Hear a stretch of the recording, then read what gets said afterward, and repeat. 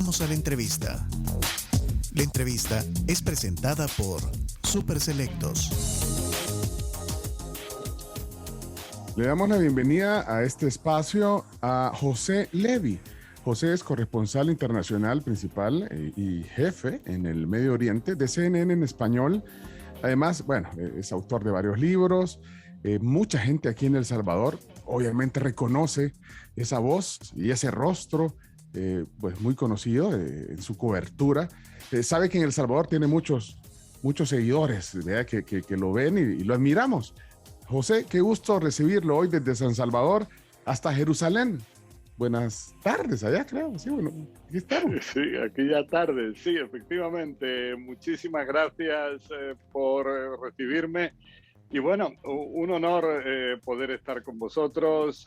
Realmente ya son 32 años en las distintas emisoras de CNN en español. O sea, yo ya cubrí para las cadenas de CNN la caída del muro de Berlín en los años 80, en 1989. Ya era yo parte de CNN y desde entonces, pues bueno, han sido muchísimas las coberturas, las guerras del Golfo, las guerras entre israelíes y palestinos, ahora todo el tema de Afganistán, las guerras de Siria, en Libia, en todo lo que es la primavera árabe, en fin, y aparte todo lo que son atentados de ISIS en distintos lugares del mundo, anteriormente de Al Qaeda, coberturas en Moscú, el fin de la Unión Soviética, en fin, es una lista interminable.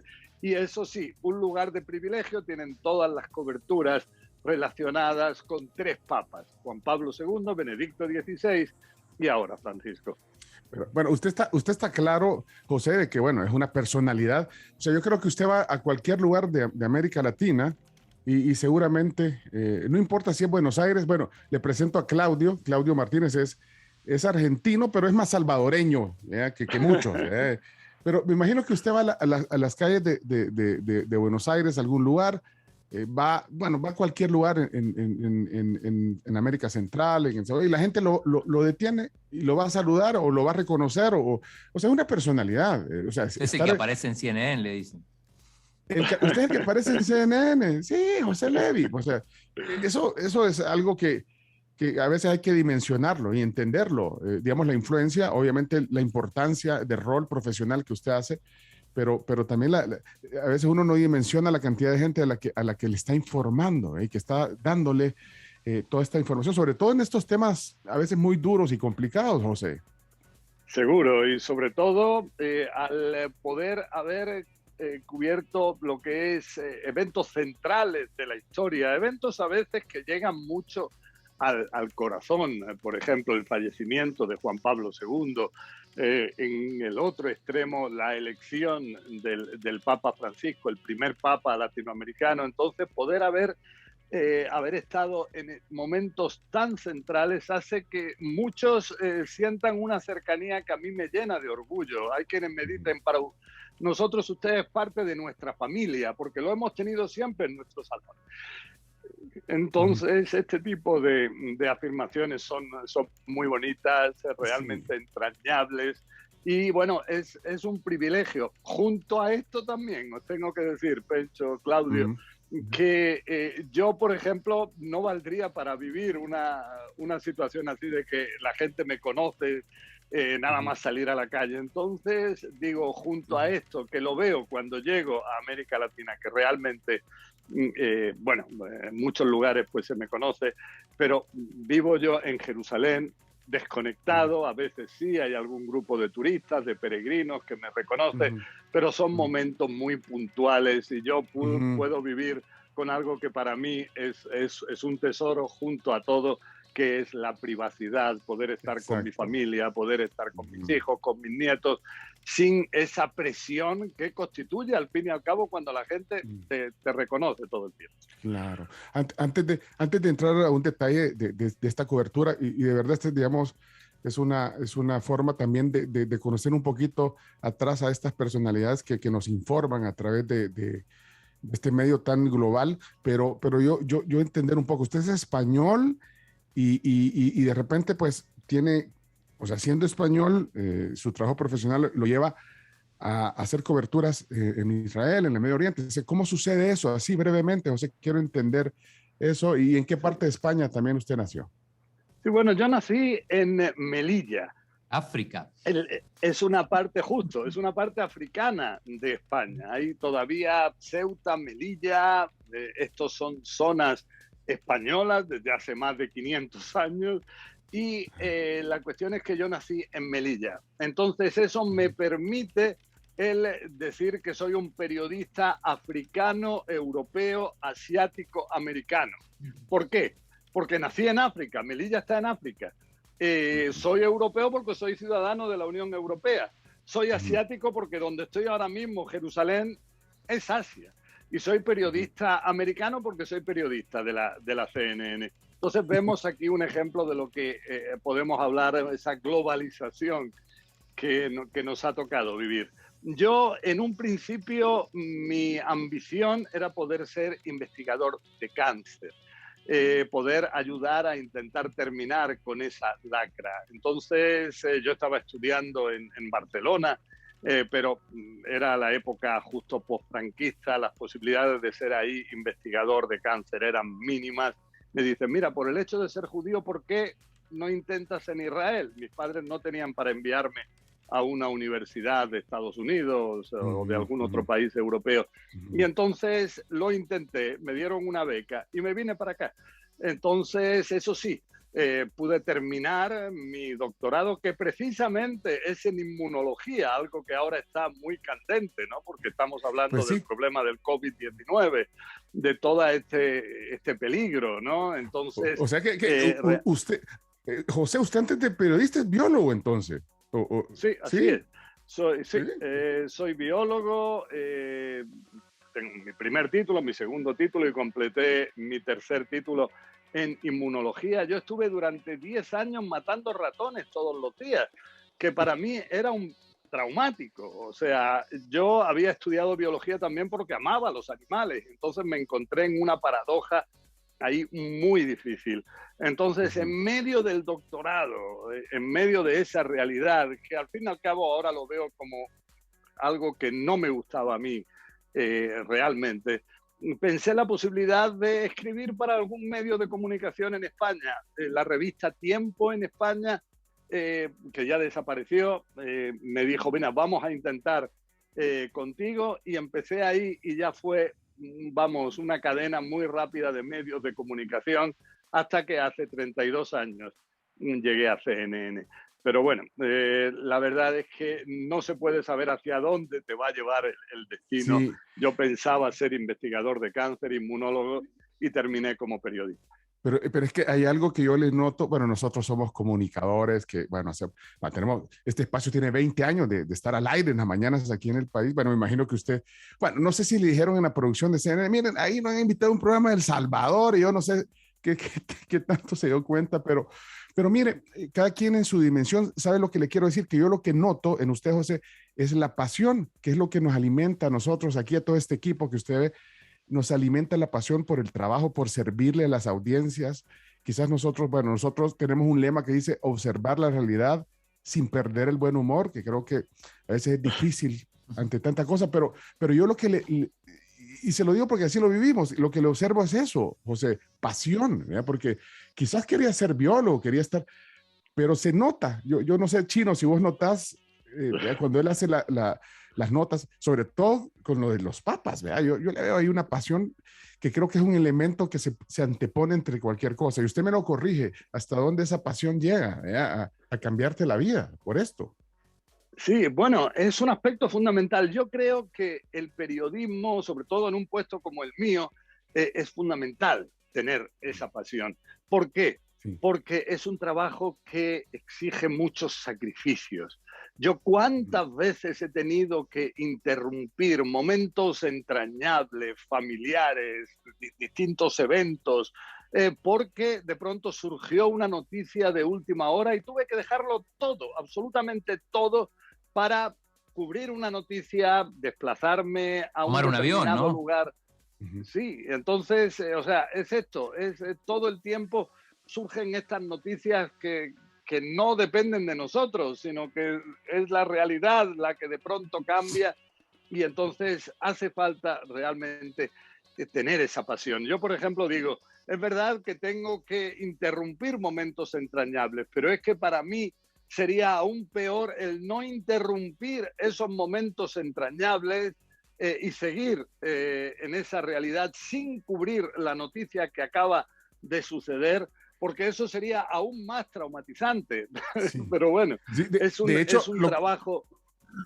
lo Sí, compruebo porque el único tema que nos puso José para estar en la entrevista hoy es, miren, si pasa algo de última hora, pues lo siento, pero yo voy a tener que ir a hacer esa cobertura. Entonces, es que ahí está el compromiso y al final Cruzar los imagínense todo dedos. lo...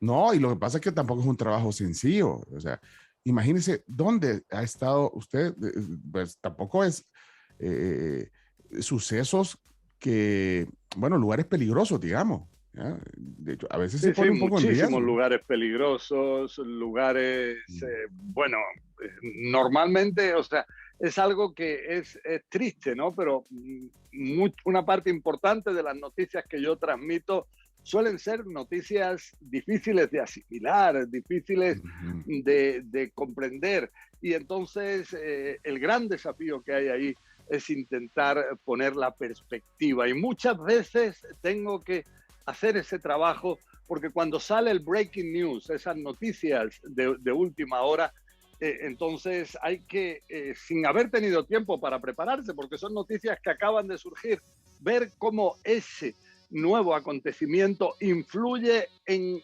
la imagen más general, en qué es o hacia dónde se puede dirigir una determinada realidad en un determinado momento. Ujú, Entonces, ujú. todo esto son desafíos porque a veces te abren el micrófono y se empieza a hablar y explica qué es lo que, qué es lo que acaba de Y, ocurrir. Y a veces son situaciones realmente problemáticas y tenemos que explicar cosas que todavía no nos ha dado tiempo de consultar otras fuentes. No, no, tenemos Claro. que hacer todo de nuestro y, propio bagaje y llegar a determinadas conclusiones.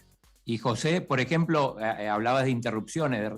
¿Cuál, cuál recordás así que te llamaron, tomate un avión a tal lado ya mismo, a Beirut, no sé, a Pakistán, algún lugar así, que tuviste que dejar todo y bueno, o ya te dan el boleto o tenés que encargarte vos, salir rápido? Sí, eh, son muchísimas situaciones así. Yo ¿Alguna que citaría recuerdes? una que Ujú. recuerdo en especial. Mi esposa me había preparado a los 40 y algo años, 42, me había preparado una fiesta sorpresa especial para celebrar mi cumpleaños. Y entonces falleció Hafez el-Assad, el padre de Bashar el-Assad en Siria. Y entonces, bueno, comencé mi cobertura, me dicen tienes que desplazarte primero a Amán, intentando que te den un visado para llegar a Damasco, y yo veo que las caras de mi esposa, de mis hijos, se descomponen. Dice, no, tú no te puedes ir.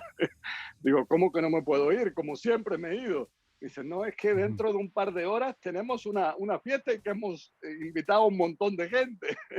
Y bueno, al Ujú. final el que dio la sorpresa a los invitados fui yo, porque Sí. tuve que irme y bueno, pero son situaciones así, estar en un crucero y de pronto estar en Estambul y me llama mi jefe directo en CNN en español y me dice, han habido unas explosiones en Ujú. Londres, que era justo unos días después de unas explosiones que en las cuales más de Ujú. medio centenar de personas perdieron la vida. Dice, se teme que sea una situación similar, prepara en el crucero tu maleta porque puede ser que tengas que bajar en ese puerto Ujú. de Estambul. Ujú. Y bueno, la preparé, pero luego se supo que habían sido 4 explosiones, esta vez sin Ujú. importancia, y entonces me dijo mi jefe, mira, sigue viajando tranquilo, que no hay problema. Pero este tipo Ujú. de realidades son realmente muchísimas. Y todo Ujú. esto, bueno, es la realidad que yo ya tengo asimilada como periodista. Ahora, bueno, yo sé que su tiempo también su agenda es muy complicada. Bueno, de hecho estamos, si quieren conocer, ver a José, estamos en vivo hoy también en Facebook, en la cuenta, ahí estamos en audio y video. José, usted me va diciendo sobre el tiempo que tenemos, pero yo no quiero dejar de preguntarle un par de cosas importantes, porque ahora, bueno, usted siempre ha estado, digamos, en coberturas complicadas, en temas densos, serios, como le decía hace un rato, pero yo no sé cómo bueno, primero, pues exponer un tema tan denso ante las audiencias, que son múltiples, como decíamos, sin tener que, digamos, que tomar partido, a veces incluso en el tema religioso, ¿verdad? Eso bueno, no sé qué religión, no sé si usted es cristiano, católico. Sí. Judío. Ah, es judío, bueno, judío, sí. sí, claro, pero tiene que hacer coberturas también bueno, usted dice que ha ido al Vaticano, o sea, coberturas que a mí me han parecido espectaculares, por eso, no sé, pues, debe ser judío, o sea, pero usted no lo grita abiertamente, o sea, porque a la hora de poner los temas, está hablando por un público variado y hay que poner las cosas en su dimensión. Mira, Pencho, te puedo contar una anécdota. Resulta que el fallecimiento de Juan Pablo II fue un momento que tuve que cubrir yo, ¿no? Estaba justo en ese momento en la azotea más cara de la historia porque CNN había pagado muchísimos años de alquiler de esa azotea para poder estar delante del dormitorio papal. Entonces, muchísimas televisiones en el mundo conectaron con nosotros y ahí yo, bueno, tuve el difícil momento de tener que transmitir el fallecimiento de una persona tan querida. Para muchos fallecía un segundo padre, sino un primer padre.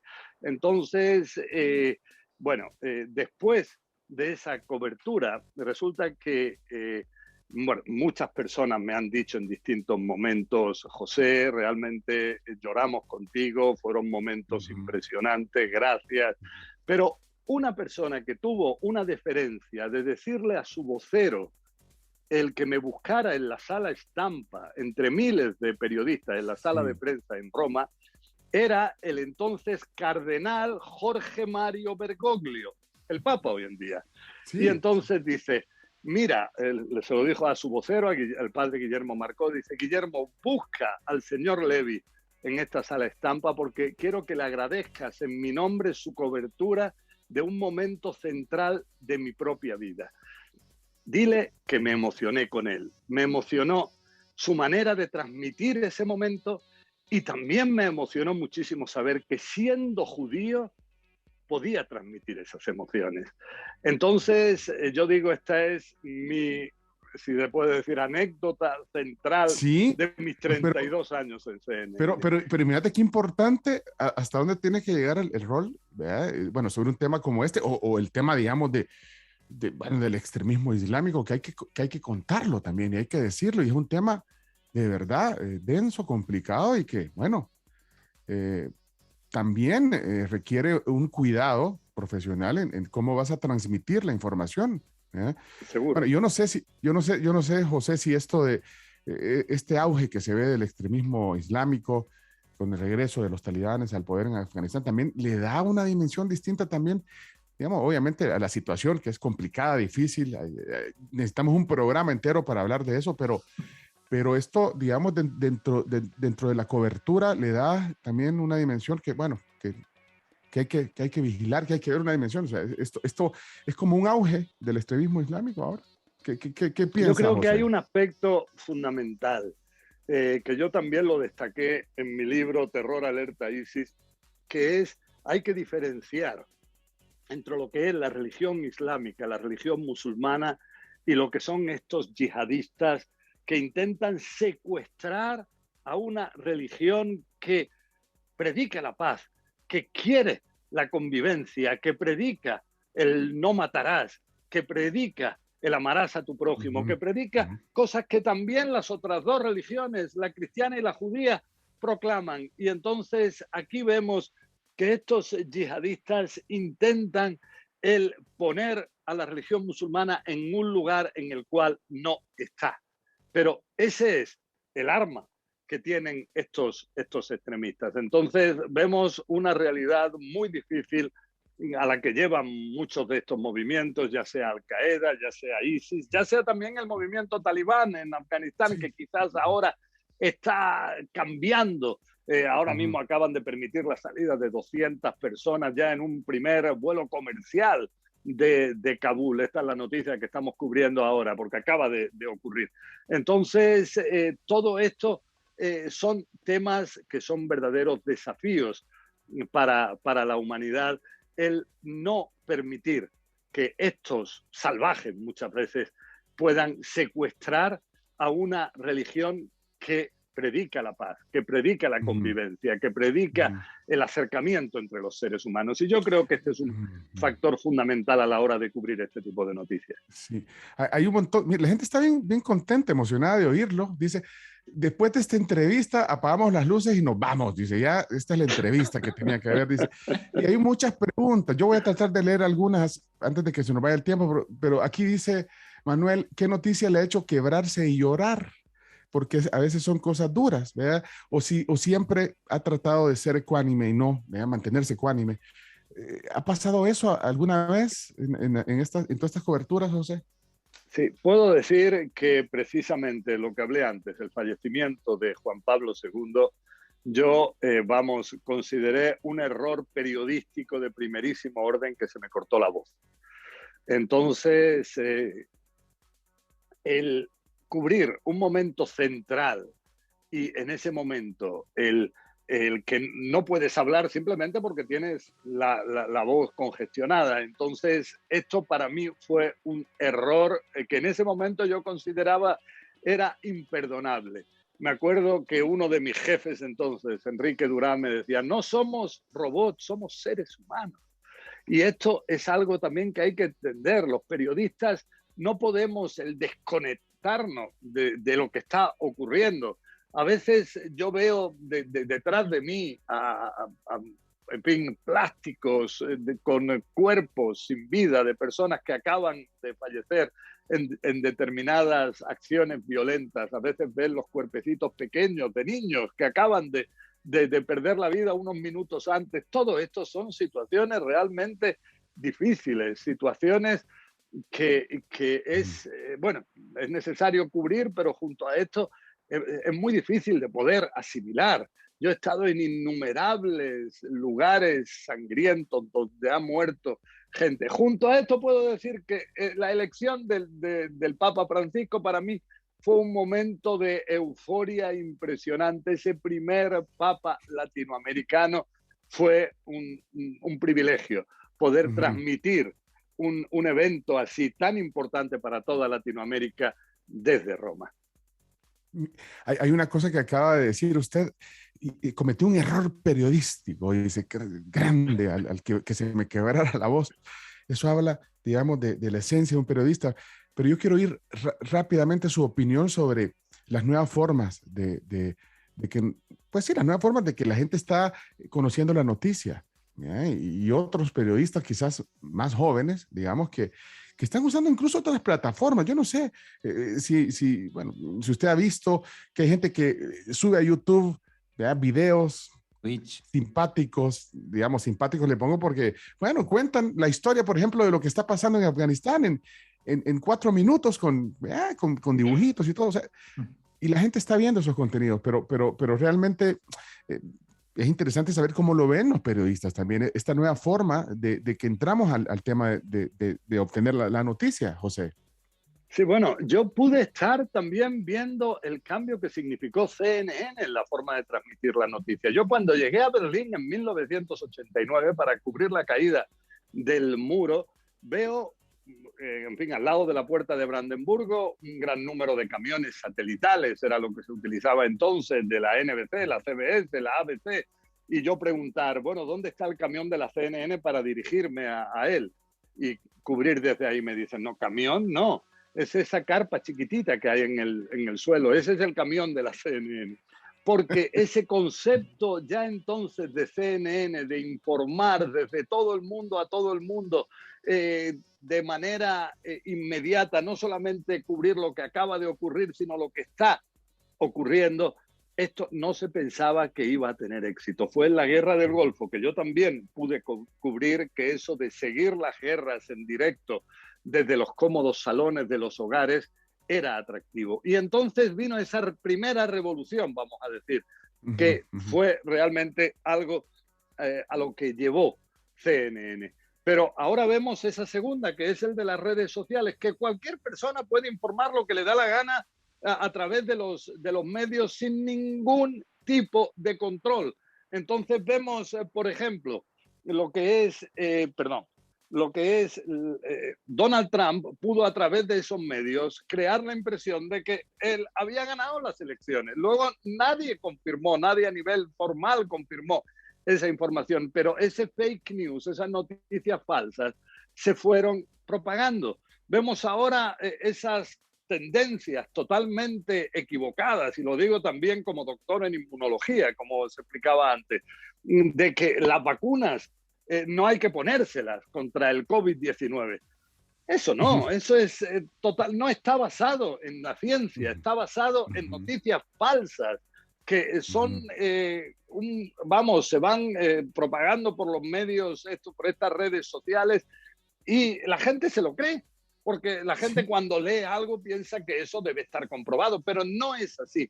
Entonces yo pienso que frente a estos desafíos que representa el fake news, conforme pase el tiempo, los medios de comunicación, llamémoslo tradicionales, que verificamos nuestra información antes de transmitirla, cada vez la gente regresará más a estos medios, simplemente porque los otros, como algo curioso, sí, como algo simpático, como algo con lo cual, en fin, uno puede reírse, está muy bien, pero si uno quiere información veraz sobre lo que realmente ocurre, es necesario que sean medios de comunicación que son responsables sobre sus noticias. Y esto, con el tiempo, cada vez será más real.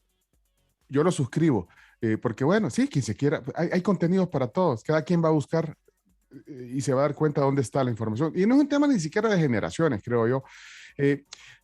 Yo creo que ya estamos con el tiempo. Bueno, es más, estaba viendo que hasta se aplicó la tercera dosis de la vacuna, ¿ya? O sea, pues sí, la ciencia. 3 dosis tienes, José. 3 dosis de vacuna. Sí, porque yo la primera dosis me la puse ya en diciembre del año pasado, la segunda a principios de enero y ahora la tercera. Entonces, también aproveché para eso, para intentar de alguna manera combatir esos fake news y decirle a la gente que se vacune, que si es posible, que eso es verdad. Existe también una asignatura pendiente en el mundo que es cómo a estas alturas, cuando ya ha pasado tanto tiempo desde el comienzo de esta pandemia, todavía no hay vacunas asequibles para todo el mundo, en todo el mundo. ¿Cómo no se han encontrado fórmulas que lo permitan? Se puso la misma marca, la misma marca se puso, José. Pfizer en las tres ocasiones. Pfizer en las tres. Mire, ya me dicen que se nos acabó el tiempo. Voy a leer solo... Sí, Chino, rápido, pregunta flash para, no todos los días se tiene José Levy. Exacto, sí. De todos los lugares que estuviste, José, decís que lugares peligrosos, ¿alguna vez estuviste a punto de la muerte, de morir? Decir, de esta no salgo. Bueno, yo me acuerdo, por ejemplo, que acompañé a Juan Pablo II a Beirut, y después de que finalizara esa visita, yo estaba con él en el avión que aterrizó en Beirut. Hubo unas informaciones que salieron en la prensa ahí en Beirut, según las cuales se temía que había una mafia china que le había vendido 20 y tantos proyectiles a un grupo islamista en el Líbano, no Hezbollah. Hezbollah recibió en esa ocasión muy bien a Juan Pablo II, pero se habían vendido estos misiles para derribar el avión en el cual Juan Pablo II y yo estábamos. Entonces, fue un momento realmente peligroso. Yo ya temía estar en ese avión porque sé cuál es la realidad en Beirut y la facilidad que hay desde uno de estos lugares tejados, el lanzar un misil antiaéreo, derribar el avión y escaparse en una de las casas de la zona. Entonces existía un peligro real, pero como tantos peligros que hay que asumir y que al final se quedan en nada. Pero el peligro está.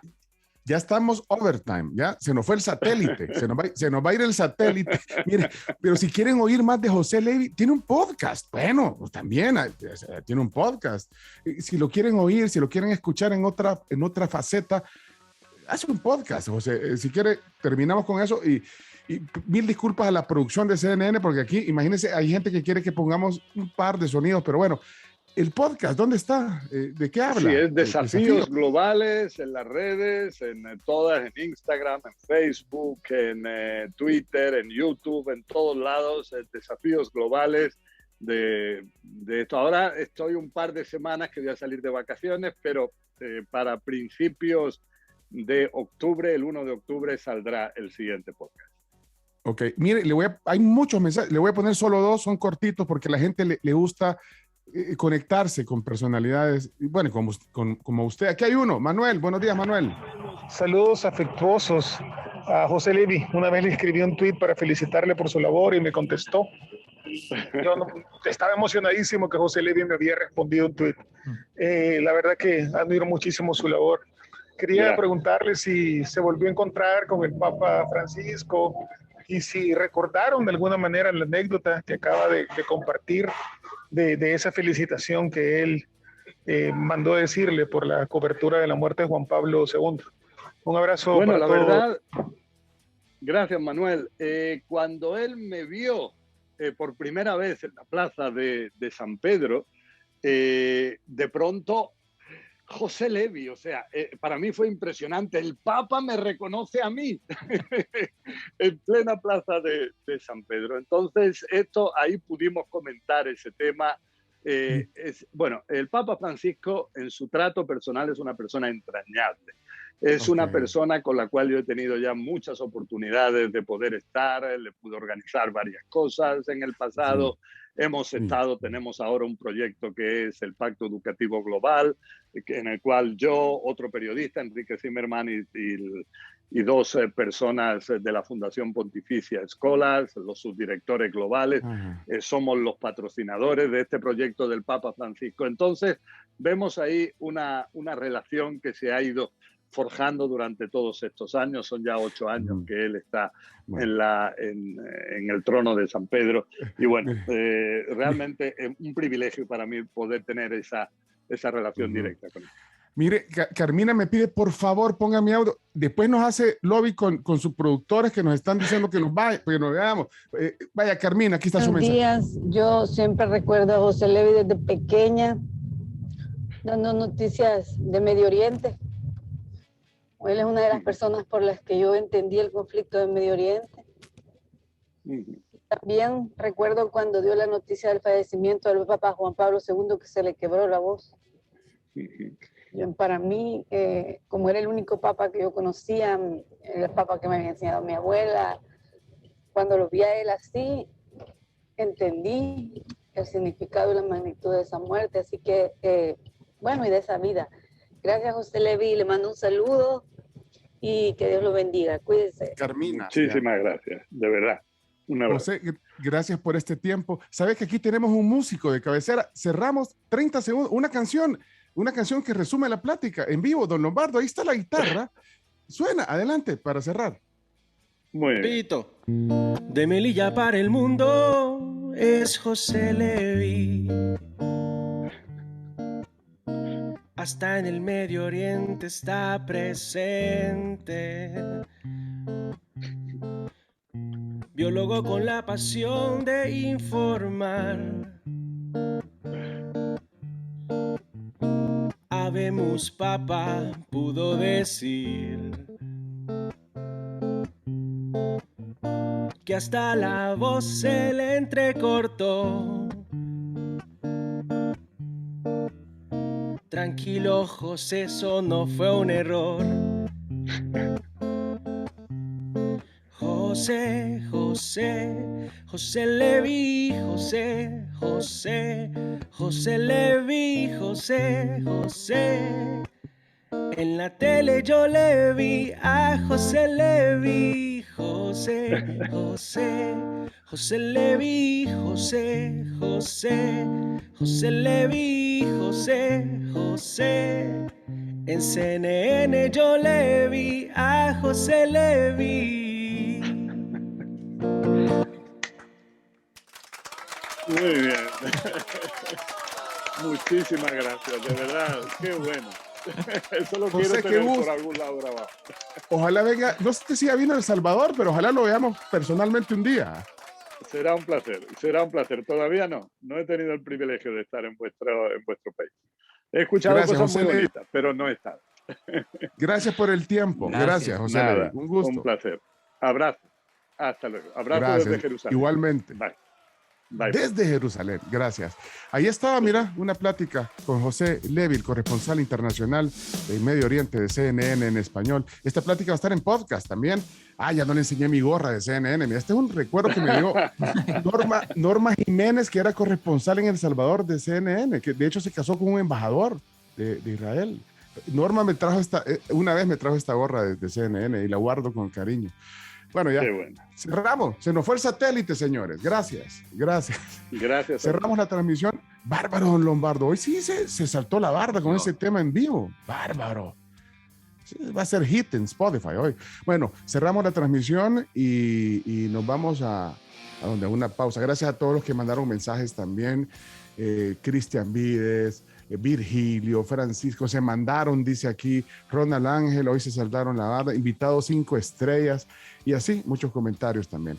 No se pierdan el podcast al mediodía de esta plática hoy. Hey, vámonos a la pausa con esa tonadita bonita, musical, adelante.